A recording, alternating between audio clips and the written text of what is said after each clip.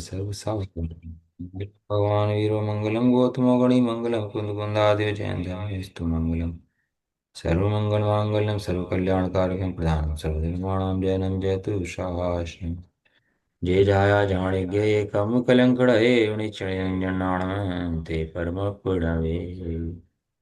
गाता नंबर भाई तेरे से कहाँ तो रह ये सकते पास है। हैं। नहीं तो रह सही। सकते। बात चल रही है भगवान आत्मा की। भगवान आत्मा तो है एक, और कितनों से न्यारा है। सामने कितनी चीजें भगवान आत्मा की है, जो साथ में संयोग है। इतने सारे कर्म, इतनी इंद्रियां, मन वचन काय, इतने घर दुकान मकान, इतने रिश्तेदार, और सब सारी जातियां हैं कि नहीं, इतने सारे किसके साथ हैं ये? एक भगवान भगवान आत्मा आत्मा। की। अब भगवान आत्मा हटा दो यहाँ से। अब क्या है? कर्म हम्म। है कि इंद्रियां हैं कि मकान दुकान है कि भी पत्नी बच्चे हैं कि क्या है? बताओ, उसके बाद क्या है वहां पर? किसकी वजह से है सभी है? भगवान आत्मा की वजह से। ये सब वहाँ भगवान आत्मा विराजमान है तो सारे ये व्यवहार से जीव के कहे जाते हैं। और अगर वहां पे भगवान आत्मा नहीं है तो सब ये क्या है? अब मुर्दे की पत्नी, मुर्दे का मकान, मुर्दे की इंद्रियां हैं, और मुर्दे के सारे सामान, मुर्दे की धन संपत्ति एवडी हैं, और मुर्दे के बहुत सारे सामान ले लो और सारे अरंगे जितने भी हैं। बताओ है कि नहीं है? बिल्कुल। ऐसे ही मुर्दा, इसके सारे संबंधी सब बन गए, सारे रिश्तेदार बन गए, सब बन गए हैं, सारे सारे इसके मुर्दे के बन गए। और सामने कोई है ही नहीं, और ये नहीं जातियां खड़ी कर ली उसकी। है कौन यहाँ? भगवान आत्मा। वो दृष्टि में नहीं आ रहा, इस नकली के पीछे असली छुप रहा। ये सारे क्या हैं? सारे नकली। नकली हैं कि नहीं है? बिल्कुल नकली है। जैसे हम पढ़ा रहे हैं आपको, तो आप हमारे सामने बैठे, लेकिन सामने तो कोई भी नहीं है। भाई आपको लग रहा है कि सामने है, तो सामने कौन है? सामने तो एक स्क्रीन है, छोटी सी है, पतली सी। आप मेरे सामने हो कि मैं आपके सामने हूँ? लेकिन ऐसा लग रहा है कि आप बैठे हम बैठे। ऐसे इंद्रियों का भ्रम है। लग रहा है कि बहुत कुछ हो रहा, कुछ भी नहीं हो रहा। तो वे ये कह रहे, आगे पांच इंद्रियां, मन, समस्त विभाव, और चार गति के दुख, ये सब शुद्ध निश्चय की अपेक्षा कर्म से उत्पन्न है, जीव के नहीं है। यह अभिप्राय मन में रखकर ध्रुव सूत्र कहते हैं। ये सारी, जितना परिकर बाहर में है, जितना भी अड़ंगा है, शरीर भी है ना, देह, ये देह जीव से निर्मित है कि कर्म से निर्मित है? ये देह जो है, ये किससे बना हुआ है? सब कर्मों से बना है। पुद्गल की संपत्ति पुद्गल के अंदर है, क्योंकि एक द्रव्य का परिणाम उसके अंदर होता है, दूसरा द्रव्य का परिणाम उससे नहीं होता। नहीं। जीव का परिणाम जीव से होता है, पुद्गल का परिणाम उल्लल से पुद्गल से होता होता है। और एक द्रव्य दूसरे द्रव्य का परिणाम करा नहीं सकता, क्योंकि दोनों में अत्यंत भाव है। अत्यंत भाव होने से दोनों में परिणाम आपस में संक्रमण नहीं होता, एक दूसरे से परिणमन नहीं होता। एक का द्रव्य का दूसरे द्रव्य में संक्रमण होता है कि नहीं होता है? एक द्रव्य का दूसरे द्रव्य में संक्रमण होता ही नहीं होता। है। की नहीं व्यवस्था ही नहीं नहीं है होता। भाई साहब। संक्रमण परिणमन एक दूसरे करा दें, ऐसी व्यवस्था ही नहीं है। ऐसी नहीं। शरीर का संबंध पुद्गल कर्मों से है, ऐसा जानता नहीं है। और इस देह के चक्कर में, बहुत भोगों के चक्कर में बिजी रहता है, और अपनी आत्म वस्तु को, वास्तव में जो धर्म है, उसको जानता भी नहीं है। तो ऐसा कहे कि इंद्रियां कहो, जितनी इंद्रियां, पांच इंद्रियां हैं जिनके चक्कर में जीव लगा है सारा, इंद्रियां, और ये मन, मन के उठने वाले संकल्प विकल्प विचार सब उसके अंदर शामिल हैं। एक मन कहने मन नहीं, मन कहने से समस्त विचार उसके अंदर शामिल हैं।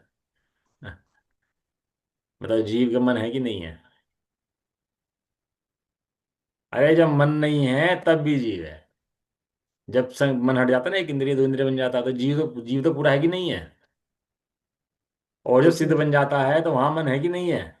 वहां ही सिद्ध भगवान, वो भगवान जीव पूरा है कि नहीं है? समस्त मन और समस्त विभाव, विभाव माने विपरीत भाव। विभाव के दो अर्थ होते हैं, एक तो विशेष भाव, एक विपरीत भाव। जहाँ जैसा अर्थ हो वैसा होना चाहिए। वी आता है, तो विभाव माने विशेष भाव भी होता है बहुत सी जगह, और विभाव माने विकारी भाव भी होता है। दोनों ही बातें हैं। समस्त विभाव और चार गति के दुख हैं। ये किसके नहीं है? ये सब शुद्ध निश्चय की अपेक्षा किसके उत्पन्न है? कारण से उत्पन्न है। यार जीव से तो उत्पन्न नहीं है। नहीं। या जीव ने तो उत्पन्न करा? ऐसे जीव के नहीं है, ये तो हमारा हमारा कनेक्शन नहीं है इनसे भैया। है। वो कोर्ट में जाए ना, कहने लगे तुम्हारा कोई संबंध है क्या इस आतंकवादी से? कि नहीं नहीं, हमारा कोई संबंध नहीं है। ये आतंकवादी भैया अपना काम कर रहा है, हमारा कोई संबंध नहीं है। परिवार का, घर का भी आतंकवादी बन जाए ना, तो कनेक्शन काट देता है उससे कि हमारा कोई संबंध नहीं है भैया। ये पराया मन में रखकर दो सूत्र कहते हैं। पंच इंद्रिय अण्णु मणु अण्णु विषयल विभाव जीवम कम्मिम जणीय जिये अण्णु विचौगईता है पांच इंद्रिय भिन्न मन भी भिन्न सकल विभाव भी हैं भिन्न चोगति ताप कर मज जीव के ये है नहीं। पांचों ही इंद्रियां भिन्न हैं। मन और संपूर्ण विभाव भी भिन्न हैं। हे जीव, कर्म से उत्पन्न जीवों के दुख भी जीव से भिन्न है। भिन्न है। बताओ, ये सब जीव से भिन्न बताए सारे दुख, ये सब। और अब पुत्र जो है किसका है? माता का है कि पिता का है? दोनों का है कि दोनों का नहीं है? है? तो कहने लगे, पुत्र तो भैया ये खड़ा मेरा है, ऐसा कहाँ है? तो ये खड़ा खड़ा है ना, ये तो दिख तो रहा है। देखो, एक माता, एक पिता और एक पुत्र, कितने गिनती में आए? तीन। गिनती में, गिनती में कितना है? तीन आए तीन। गिनती में। अब एक माता है, एक पिता है, एक पुत्र, तीनों चीजें अलग खड़ी कि नहीं खड़ी? ऐसे ही जीव और पुद्गल और राग, ये तीनों अलग अलग हैं। कभी पुत्र को माता का कहते हैं, कभी पुत्र को पिता का कहते हैं, कभी कहते हैं पुत्र तो पुत्र का है। पुत्र तो अपना काम करता है, माता पिता मर जाएंगे, पुत्र जिंदा रहेगा। ये दोनों का नहीं है। और कभी कहते हैं दोनों का है। जैसी विवक्षा हो वैसा समझना चाहिए। लेकिन वास्तव में निश्चय ऐसे देखा जाए तो पुत्र का है। जिस समय वीर्य में से असंख्यात शुक्राणु निकले थे, उन असंख्यात शुक्राणु में से एक का जन्म हुआ। बाकी का क्या हुआ? बाकी क्या हुआ था शुक्राणु का? सारा शुक्राणु नष्ट हो गया। वे पुत्र क्यों नहीं बने? अगर तो पुत्र का करता है, तो जितने शुक्राणु थे वे सब पुत्र बन जाने चाहिए थे। लेकिन वो अपने कर्म लेकर आता है, अपने कर्म से उत्पन्न होता है, कर्मों से जन्मता है, कर्मों से मरता है, व्यवहार है वास्तव में। निश्चय है। ठीक है, पांचों ही इंद्रियां भिन्न हैं। मन और राग आदि सब विभाव परिणाम अन्य हैं, तथा चारों गतियों के दुख भी अन्य हैं। हे जीव, ये सब जीवों के कर्म से उत्पन्न हैं, जीव से भिन्न हैं, ऐसा जानो और ऐसा मानो। जिस वेदना को, आकुलता को सिरपट होए हो, उसको छोड़ो, सिर से बोझ उतारो उतारो। ये कहना चाह रहा है। ठीक है। इंद्रिय रहित शुद्धात्मा से विपरीत स्पष्टन आदि पांच इंद्रियां हैं। पांच इंद्रियां, एक तो इंद्रिय सुख होता है, एक इंद्रिय ज्ञान होता है। दो चीजें होती हैं। कौन सी होती है? इंद्रिय ज्ञान और इंद्रिय सुख। सुख। ये इंद्रिय ज्ञान और इंद्रिय सुख वास्तव में कहने का है, वास्तव में नहीं है। वास्तव में इंद्रिय ज्ञान के नाम की कोई चीज ही नहीं है। इंद्रिय ज्ञान कुछ होता नहीं, इंद्रिय अलग है और ज्ञान अलग है। इंद्रिय सुख वास्तविक सुख नहीं है, तो सुख का दिखावा है। वास्तविक सुख तो आत्मिक सुख है। तो कह रहे शुद्धात्मा से विपरीत जो इंद्रिय आदि हैं, और जो स्पर्श आदि जीव को पांच इंद्रियां प्राप्त हुई हैं, वे शुभ अशुभ संकल्प विकल्प से रहित आत्मा से विपरीत। विपरीत। हाँ, आत्मा से विपरीत, शुभ अशुभ संकल्प विकल्प से रहित और आत्मा से विपरीत अनेक संकल्प विकल्प रूप जो मन की, किसकी बात चल रही? मन की बात चल रही। मन के अंदर क्या बनते हैं? संकल्प और विकल्प, दिन रात संकल्प विकल्प चलते हैं। और क्या है कि उन संकल्प विकल्पों से वो भगवान आत्मा जो है, वो भिन्न है, और शुद्धात्म तत्व की अनुभूति से भी वो मन भिन्न है। ये टोटल मैंने लिखा ना, मन का विषय की अनुभूति मन के द्वारा होती है कि नहीं होती। अनुभूति प्रत्यक्ष की परोक्ष, पढ़ा विषय नहीं पढ़ा। जो शुद्धात्मा की आत्मा की अनुभूति है वो प्रत्यक्ष है कि परोक्ष है। अभी मति ज्ञान वाले हैं हम लोग, मति ज्ञान शुद्ध ज्ञान है, सबको परोक्ष ज्ञान है। हम इंद्रिय मन से जानते हैं, तो आत्मा को जानते हैं, तो प्रत्यक्ष ज्ञान है कि परोक्ष ज्ञान है, ये पूछा उन्होंने उसके अंदर। उन्होंने कहा कि इंद्रिय और मन के द्वारा ही होता है, इसलिए तो परोक्ष है, लेकिन आत्मानुभूति प्रत्यक्ष है।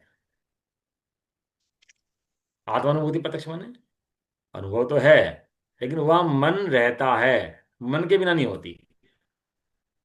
लेकिन ऐसा मन उसमें सहायता करता हो, निमित्त बनता हो, ऐसा कुछ नहीं है। वो आत्मानुभूति जब होती है तो आत्मा को साक्षात आत्मा से परिचय होता है, इसलिए वो आत्मानुभूति प्रत्यक्ष है। लेकिन मन वहां बैठा है, केवल ज्ञान नहीं है, इसलिए उसको परोक्ष कहा। सकल प्रत्यक्ष कौन सा ज्ञान है? पांचों ज्ञान में सकल प्रत्यक्ष कौन सा ज्ञान है? सकल प्रत्यक्ष केवल ज्ञान ही हो गया ना, सकल प्रत्यक्ष ज्ञान तो। हाँ। और मति वो मन परेज्ञान अवधि ज्ञान कितने कैसे हैं? ये तो, ये भी प्रत्यक्ष ज्ञान ही है। कौन से प्रत्यक्ष? वो सकल प्रत्यक्ष था, और ये एक देश प्रत्यक्ष। एक देश प्रत्यक्ष है। और मति शुद्ध ज्ञान, ये तो परोक्ष ज्ञान है। हाँ, आद्य परोक्षम, शुरू के दो परोक्ष हैं। मति शुद्ध ज्ञान ये परोक्ष हैं। और जो मन परे ज्ञान और अवधि ज्ञान है, उनका विषय तो रूपी पदार्थ है, आत्मा उनका विषय ही नहीं है। इसलिए उनके द्वारा तो आत्मा का अनुभव होता ही नहीं है, वो आत्मा को जानती भी नहीं है। अवधि ज्ञान और मन परे ज्ञान। सकल ज्ञान केवल ज्ञान जब आता है, जब वो शुद्धात्मा की अनुभूति पूर्ण हो जाती है, सब मोह का क्षय हो जाता है, वो आता है उस समय। उस समय तो अनुभूति आत्मा की प्रत्यक्ष है, उसमें कोई बात ही नहीं है। लेकिन इस जो छदमस्त को मति शुद्ध ज्ञान और की अनुभूति होती है, वो कैसे होती है? एक इंद्रिय परोक्ष है, दो इंद्रिय परोक्ष है, तीन इंद्रिय परोक्ष है, चार इंद्रिय, जिसको सबको रूपी पदार्थ का ज्ञान है। देखो, सब में रूपी पदार्थ का ज्ञान है, किस किस को? पांच इंद्रिय जीवों को, हैं, अवधि ज्ञान को, मन पर ज्ञान को, और केवल ज्ञान को पर को जानता है, तीन लोग तीन का को जानता है। सब में पर का ज्ञान है। केवल एक चीज इसके अंदर ऐसी है जिसके द्वारा आत्मा का ज्ञान होता है और आत्मा का अनुभव हो सकता है, वो है संगी पंचेंद्रियपना, उसका मन। एक मन के द्वारा आरूपी पदार्थ को जान भी सकता है और अनुभव भी कर सकता है, एक आरूपी पदार्थ के द्वारा। इनका क्षोभ शब्द बहुत तेज है। अरे जितने मन वाले हैं सबका क्षोभ शब्द बराबर है क्या? हमें लगता है ना इनका क्षोभ शब्द बहुत तेज है, इनका तो बहुत कम है, हम तो कुछ पढ़ नहीं पा रहे, हमें तो अकल नहीं है। ये कहा है जितने मन वाले हैं, समनस्क है। समनस्क है माने जितने मन सहित हैं, सब योग्य हैं किसके? सम्यक दर्शन के। ये मन जो मिला है ना, ये बहुत पुरुषार्थ है और बहुत काम की चीज मिली है। ये चिंतामणि रत्न है ये मन। विषय में लगाए तो खराब कर दे, और अनुभूति में लगाए तो यही तर्क वितर्क करके अनुभूति दे दे। ये मन के द्वारा, क्योंकि इस मन का विषय रूपी और अरूपी दोनों है। सूत्र याद है नहीं है? रूपी एक सूत्र है इसके अंदर, उसमें लिखा रूपेश्वर। कि रूपाश विधे, कुछ ऐसा ही है। हाँ, रूपेश्वर रूपेश्वर भी है। उसके अंदर ये लिखा है कि ये सारी इंद्रियां, जितने ज्ञान है, पांच ज्ञान, आठ ज्ञान वो लगा लो उसके अंदर, मति श्रुत अवधि मन परे केवल ज्ञान कुमति कुश्रुत कवधि ज्ञान। इसके अंदर से ऐसा कौन सा ज्ञान है जिसके द्वारा आत्मा का ज्ञान हो सकता है? ये जैन धर्म है ना, ये तो न्याय की बात करता है, या खोखली बात तो करता नहीं कि मेरी मान लो भैया, चलो जाओ, हमने बोल दिया, माननी पड़ेगी। ऐसा तो है नहीं, ये तो विचार करना पड़ेगा। तो उन्होंने उसके अंदर बताया कि जितने भी ज्ञान है सबका विषय पर है। एक मन का विषय स्वयं भी है और पर भी है, क्योंकि सब मन वालों को सम्यक दर्शन हो जाए ये भी संभव नहीं है। यदि सब मन वालों को सम्यक दर्शन हो जाता, सबको हित की बुद्धि उपज जाती, तो सारे सम्यक दृष्टि हो जाते, संगी पंचेंद्रिय बनते ही। लेकिन ऐसा नहीं है, संगी पंचेंद्रिय बन के ही मिथ्या दृष्टि रह जाता है। क्यों? क्योंकि वो वस्तु व्यवस्था जानते ही नहीं है कि मन के द्वारा मैं क्या कर सकता हूं, और मन का मैं क्या कर रहा हूं। कहाँ लगा रखा मन को? विषय भोगों में, कषायों में, राग द्वेष में, क्या क्या प्रयोग कर रहा है इसका? है? वो कहला चक्रवर्ती की निकल रही थी बारात, और वो बाहर भिखारी बैठा था, भंगी बैठा था। तो तो चक्रवर्ती ने कहा, अरे अरे, हमारे राज में इतना गरीब आदमी, भिखारी, भंगी है, बुलाओ उसे, क्या चाहिए। कहने लगा, जो झाड़ू पुरानी होगी थी वो दे दो। वो कटोरा टूट गया, भीख मांगने का, वो दे दो हमें तो। अब बताओ, किससे मांग रहा? राजा से। चक्रवर्ती राज से क्या मांग रहा? झाड़ू अच्छा, दे दो, क्या मांग कटोरा दे सकता दो। था? वो क्या मांग सकता था? वो मांग सकता था, मैं तो आपके राज्य में रहूंगा, आपका मंत्री बनूंगा, मैं तो राज्य का भोग करूंगा। और मांग क्या रहा है? वही जहाँ लगा हुआ है, जिसको सब कुछ समझता है, झाड़ू टूट गई, डब्बा टूट गया, बाल्टी टूट गई, मेरे तो ये दे दो। इस मन का प्रयोग कायम कर दिया विषय कषायों के अंदर। और इस मन का ये प्रयोग तत्व चिंतन करके, तत्व अभ्यास करके, नैतिक आदि पढ़ करके, इसी मन के द्वारा मोक्ष प्राप्त कर सकता था। और इसी मन को विषय में लगा करके फिर नरक प्राप्त कर लेता है, निगोद प्राप्त कर लेता है। देखो, इस मन का खेल समझ में आया आपको? कितनों के अंदर इस सारे ज्ञान का पूरा चैप्टर उठाओ, उस ज्ञान के पूरे सब चैप्टर के अंदर, समस्त उसके अंदर एक बस मन का प्रयोग ऐसा है जिसके द्वारा संकल्प विकल्प का अभाव करके आत्मानुभूति प्राप्त कर सकता है। तो मन क्या करता है कि मन सम्यक चिंतन करता है, तत्व विचार करता है, इसको आत्मा का स्वरूप बताता है, और आत्मा को दिखा भी देता है। क्योंकि अमूर्तिक विषय है ना मन का। क्यों? मन का विषय क्या है? मूर्ति। मन अमूर्ति को जान लेता है। ये देखो मन की क्वालिटी, सारी इंद्रियां नहीं जान सकती हैं मूर्ति को, लेकिन मन के अंदर ऐसी क्वालिटी है कि अमूर्ति को विषय बना ले। कमाल की जैसे केवल ज्ञानी अमूर्ति को विषय बनाए ना, बोले केवल ज्ञान वो तो फल में आएगा, जब आएगा तो आएगा, जब कर्मों का भाव होगा। लेकिन वो तो जब आएगा, और जिस पर वो अमूर्ति को विषय बनाता है, अमूर्तिक माने जीव, धर्म, अधर्म, आकाश, काल, ये सब अमूर्तिक हैं। और पुद्गल मूर्ति क्या है? मूर्तिक है। जिस प्रकार वो केवल ज्ञान अमूर्ति को विषय बनाता है, इस प्रकार ये मन अमूर्ति को विषय बना लेता है। और अमूर्ति को विषय बनाते ही पता लगता है इसको कि अरे ये तो व्यवस्था कैसी है। ये मोबाइल की किरणें चल रही हैं यहाँ पर, अरे दिखाई दे रही है। इतना आपके साथ पास भी आ रही है, हमारे पास भी आ रही है, पता लग रहा है कि कितनी किरणें चल रही हैं यहाँ पर, कितनी कितनी यहाँ पर हैं, चल रही होंगी, हैं। लेकिन ये मन देखो, अज्ञानियों ने भी अज्ञान के द्वारा विचार कर दिए, पकड़ करके इसको, जो दिख नहीं रहा है। ये इंटरनेट दिखाई दे रहा है यहाँ की चलता फिरता, यहाँ कुछ दिख रहा है? किसी ने ज्ञान लगाया ना कि नहीं कुछ तो है यहाँ पर, जो जो काम कर सकता है, वो पकड़ कर लाया, इतना आविष्कार कर दिया उसने इस ज्ञान के द्वारा ही। ये तो ज्ञानियों ने मिथ्या मति ज्ञान का कमाल है ये, इतने आविष्कार कर दिए उन्होंने।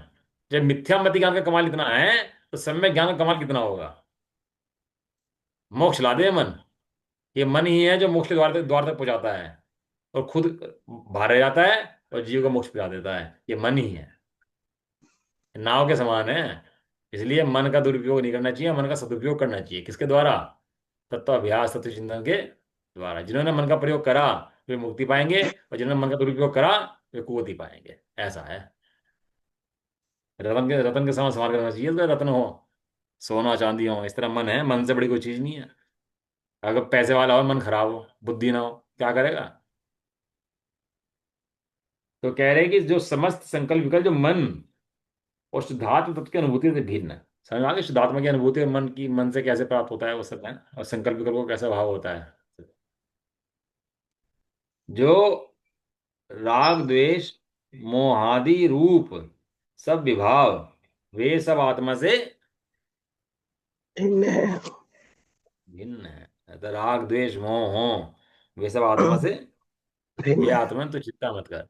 तेरा ज्ञान अलग है और राग अलग अलग है। है। राग तेरा नहीं है, तू राग का नहीं है।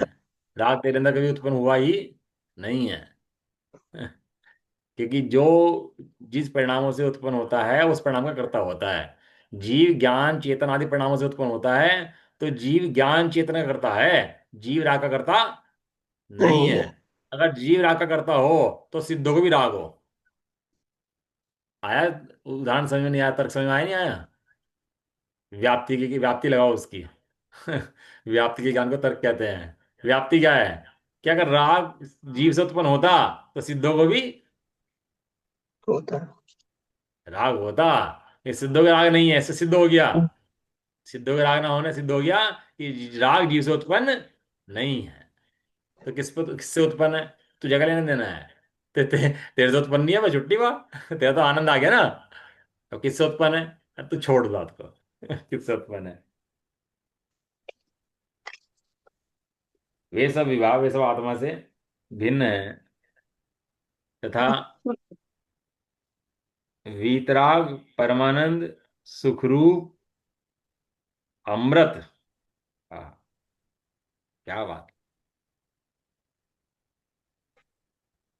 से प्रांगमुख, जो समस्त चतुर्गति के महान दुखदाई दुख। क्या है? सुखरूप अमृत। अमृत का प्याला और जहर का प्याला, दो प्याले होते हैं। हैं? कौन सा प्याला पीना पसंद करेगा जीव? हैं? एक जहर का प्याला रखा, एक अमृत का प्याला रखा, एक क्षीर सागर जल, और एक यहाँ खारे का जल। समुद्र का जल। बाहर है ना पीताम्बर स्रोत में। हाँ, खारे समुद्र का जल। जिसने क्षीर सागर जल एक बार पी लिया हो, उसे खारे जल, समुद्र का जल पसंद आएगा? जो पीना चाहेगा। नहीं। ये रहता है कॉलोनियों के अंदर, छोटी कॉलोनी में रहते हैं, तो गंदा पानी पीना पड़ता है इनको, पीते रहते हैं पीते रहते हैं। अरे बार शुद्ध जल मिल जाए इनको पीने के लिए, ओहो पता लगा, ओह मैं क्या पी रहा था अब तक। मैं क्यों पी रहा था अब तक इसको? जैसे आत्मा का अमृत पीने को मिल गया है। बोले क्यों, क्या पी रहा था अब तक? विषय कषाय को स्वाद, विषय कषाय को उपाधि समझ रहा था। अरे रे रे, मैं क्या कर रहा था? लेकिन अब भी जो है वो सुबह का भूला घर आ जाए ना घर पर, तो भूला नहीं कहते उसको। अब भी समय है, घर लौटा है, अब भी समय है, अपने घर लौटाना चाहिए। ये भाव निकलते, देर नहीं लगती। ये इंद्रियों का दुख और आत्मा के परम सुखरूप अमृत का सुख, इसे कहते हैं श्रद्धानी। जिसे भगवान का, गुरुओं का, जिनवाणी का श्रद्धान होगा, वो तो मानेगा कि हाँ कोई तो बात है, यहाँ सुख है। और जिसको सुख मानो वो सुख नहीं नहीं। है, वास्तव में नहीं है। और जिसे मैं सुख मान रहा, वास्तविक सुख है ही नहीं, वो दुख है। और वास्तविक सुख किसके पास है? वास्तविक सुख तो इन भगवंतों के पास। भगवान का समोषण लग जाता है ना, तो लगता है कि बस समोषण है, इंद्र सेवा कर रहा है, तो वो तो लगता है भैया बहुत बढ़िया बहुत बढ़िया। वहां तो ठीक है, आराधना दिखाई देती है, लेकिन वास्तव में वास्तविक आराधना देखनी हो तो मुनराज को दिखाई देती है। 6 खंड का राज्य छोड़ करके जंगल में क्यों गए, ये बताओ? जब वहां सुख था 6 खंड में, तो छोड़ा क्यों? और जंगल में क्यों चले गए? राजा का पद छोड़ करके जंगल में क्यों चले गए? क्या दिक्कत आई? क्या समस्या थी वहां 6 खंड में? इतनी रानियां सेवा कर रही थी, इतने पुत्र अधिक थे, सबकी आगे चलती थी। अपनी तो आगे चलती ही नहीं आजकल। अब तो उनके टाइम तो इतनी आगे चलती थी। हैं? पूरा 6 खंड अधिपति, उसके बाद भी उन्हें उस इतने अनुकूल समागम के अंदर भी दुख दिखाई दिया। छोड़ा, छोड़ा सब जग का क्लेश, है ना भजन? छोड़ा सब जग का क्लेश, धारायतियों का वेश, मुनिवर चल पड़े। नहीं राग तंतु कुछ शेष, किया मुक्तिपुरी में प्रवेश, मुनिवर चल पड़े, मुनिवर चल पड़े। बढ़िया भजन है बहुत। और 2 भजन लिखे हुए हैं एक से ही, बिल्कुल एक से, 3 4 पेज के फर्क है उनके अंदर आगे पीछे। उसमें है मंगलायतन से छपी हुई किताब है ना, उसके अंदर लिखा हुआ भजन वो।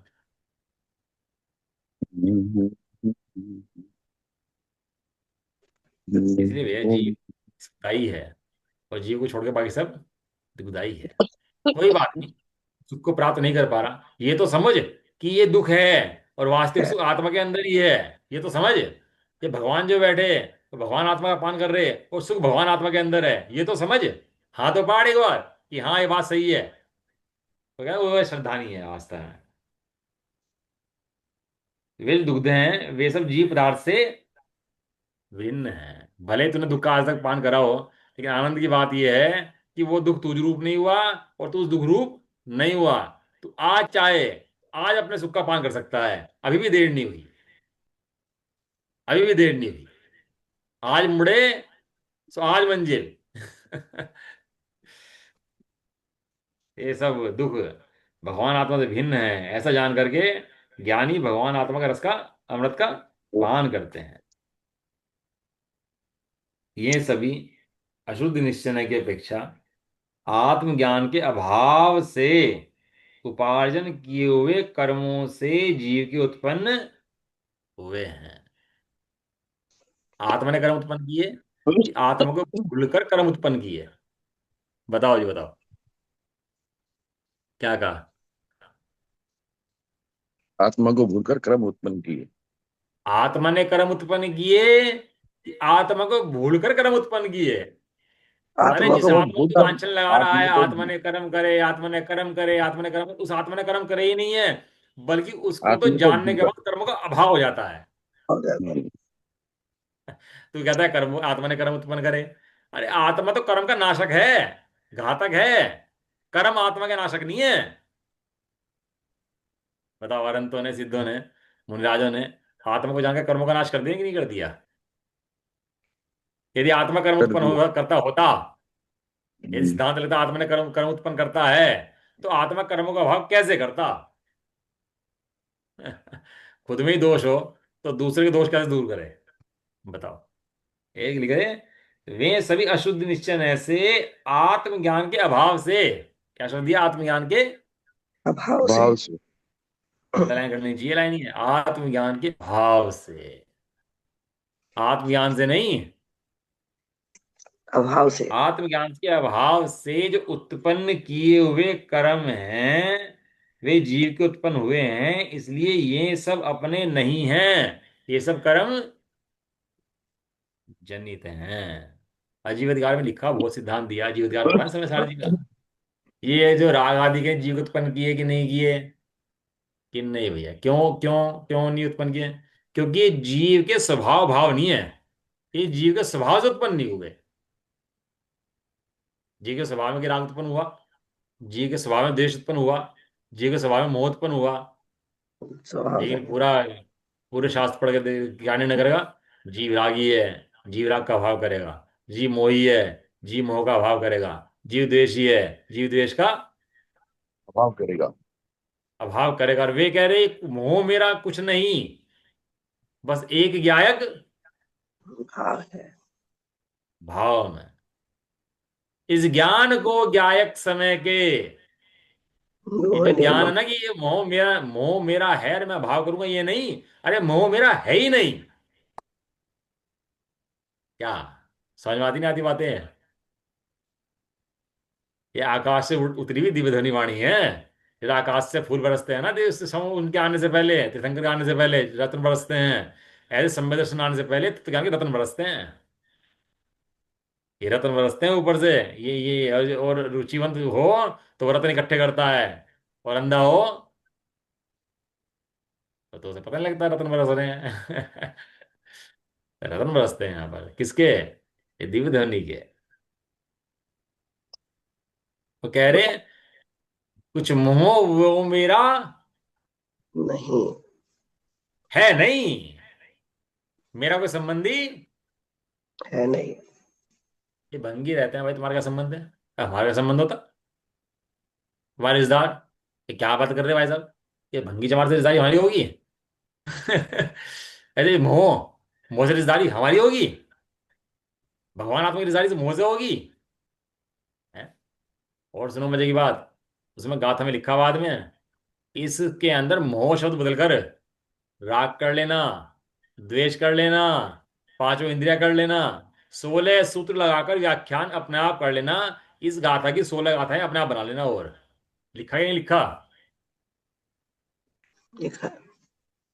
कुछ मोह मेरा है नहीं, कुछ राग मेरा है नहीं, कुछ द्वेष मेरा है नहीं, कोई इंद्रियां एक एक वो मेरी है नहीं, कर्म मेरे है नहीं, नो कर्म मेरे है है नहीं। है नहीं। नहीं। एक एक एक एक एक एक। कि हम पढ़ते हैं ना स्वाध्याय, तो हम तो 5 मिनट पूरा कर लेते हैं। ये तो है ही कितनी बड़ा पैरा। और आप तो बहुत डिटेल करते हो, उनकी पढ़ाते हो हैं, तो बहुत छोटा सा है। ये तो पढ़ने में टाइम लगता है इसमें तो। हम तो मन नहीं लगता। भाई तो खुलासा जब मन में बैठ के करेगा ना, तब जाकर डिटेल इसकी दिमाग में खुलेगी पूरे दिन। अगर ऐसे पढ़ जाएगा ना, तो ऐसे पढ़ जाएगा, पता नहीं लगा कि क्या पढ़ गया क्या कर लिया। सही शास्त्र बात। पढ़ने का तरीका ये है कि बातों को उसको बारंबार दिमाग में घोले, उसको बारंबार चिंतन करे, तरीके तरीके से उसमें विचार करे। ये स्वाध्याय पढ़ने का तरीका है।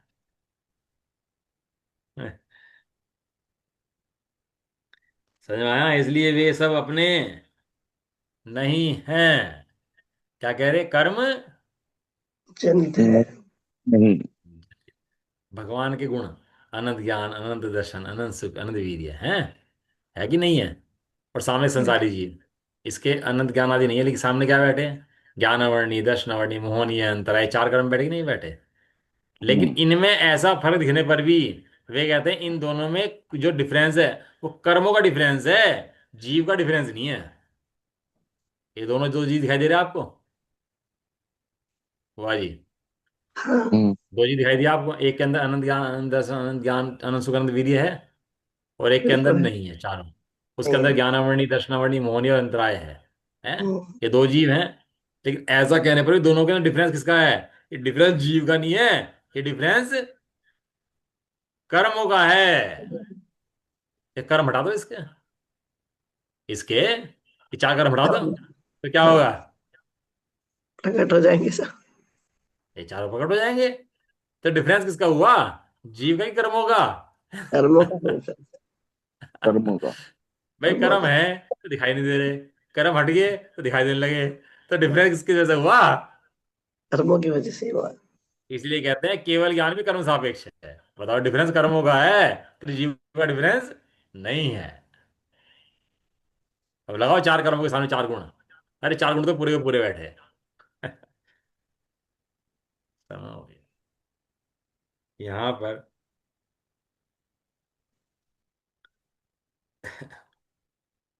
परमात्म द्रव्य से विपरीत जो शुद्धात्म द्रव्य है, जो बात वही चली समय सार जी की, जो शुद्धात्मा है वो समय सार जी वाले शुद्धात्मा है। कोई नया शुद्धात्मा नहीं बना दिया इन्होंने, वही कोई कहे नई बात शुद्धात्मा। कर दी, कोई नई बात नहीं कह दी। ये वही शुद्ध आत्मा है जो समय सार में कुंदकुंदी में लिखा है, ये वही आत्मा है। शुद्ध आत्मा में समय सार है, उसी की बात चल रही है। एक कहानी कथा किसकी चल रही है? शुद्धात्मा के। वो कहते हैं पर पद्म पुराण पढ़ते हैं अपना, पद्म पुराण में सुग्रीव की कथा भी आती है, हनुमान की कथा भी आती है। नाम क्या है? कथा किसकी पदम है? धर्मपुराण। कथा किसकी है? रामचंद्र जी की, रामचंद्र। श्री राम की कथा है। और उसमें राम की कथा में हनुमान की कथा भी आएगी। और वो भीम की, वो उसके भीम नहीं है, जो भी इसके पात्र हैं सुग्रीव आदि, उनकी कथा भी आएगी, हनुमान की, सबकी कथा आएगी, रावण की कथा भी आएगी। तो सब कथा किसकी है? कि वो सब कथा राम की कथा है।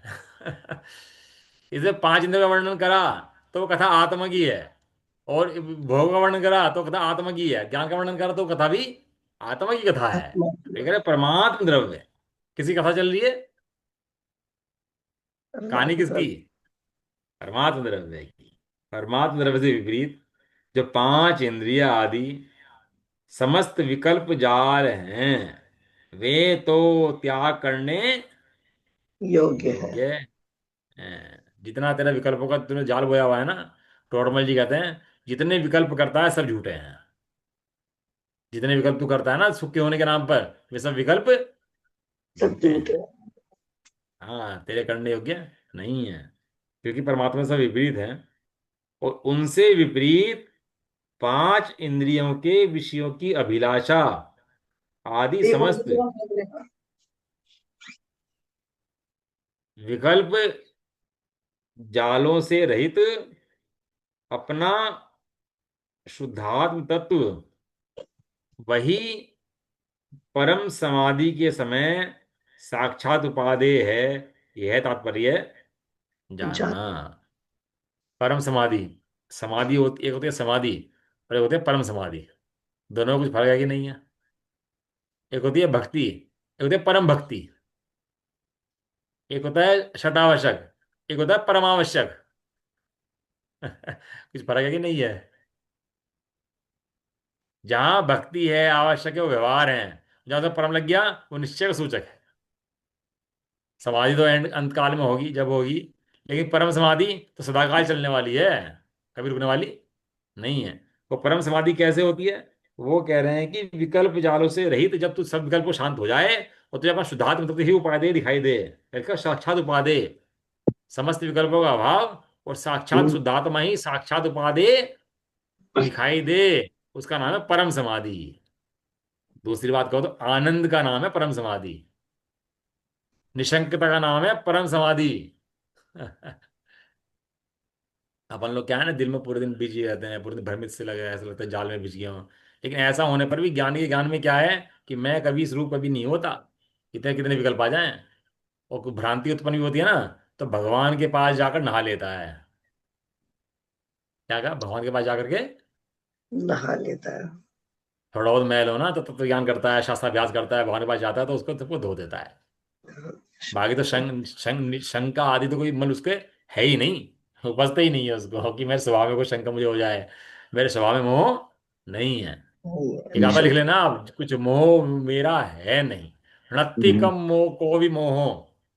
प्राकृतिक हाथ में क्या है, नत्थि कम, नत्थि मम को भी मोह। आचार्य कुंदन देव कह रहे, ये मोह मेरा कोई संबंधी नहीं है।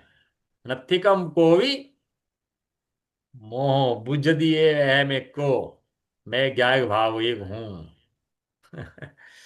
गाथा गजब है वो, जो गाथा है समय सारथी जी की, गजब गाथा है ये। परम समाधि में अपरा शुद्धात्म तत्व ही एक निशंकता जो विकल्प जालों से रहित है, वही साक्षात उपादेय है। इस गाथा के तात्पर्य जानना चाहिए। इंद्र के विषय भोग मन के संकल्प विकल्प ये शरणभूत नहीं है, शुद्धात्मा ही शरणभूत है।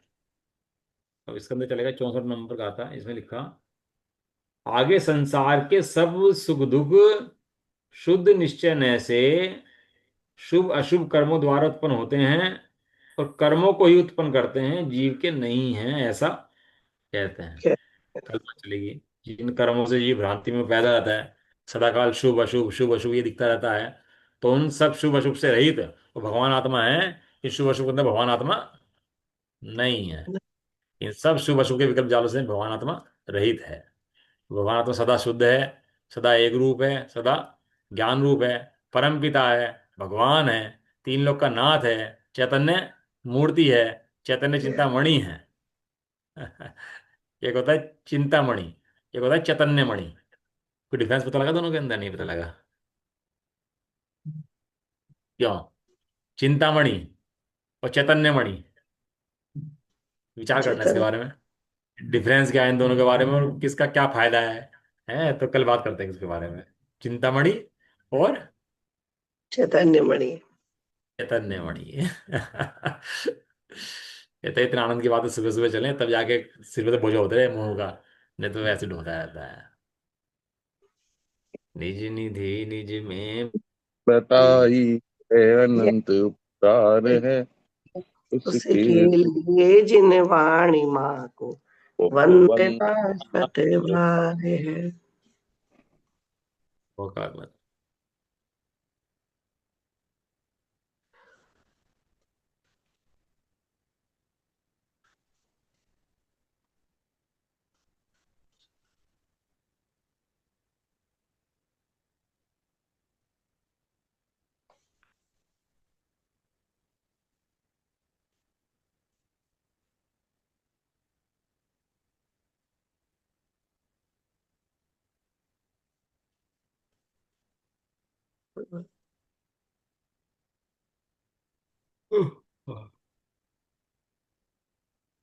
जय बलदेवाशिनी माता की, जय जय हो हो। जय हो। महान जैन धर्म की। जय हो जय जय हो। हो। एक साथ बोलिए। जय जय जिनेंद्र। जय जिनेन्द्र। जय जिनेन्द्र, सबको जय।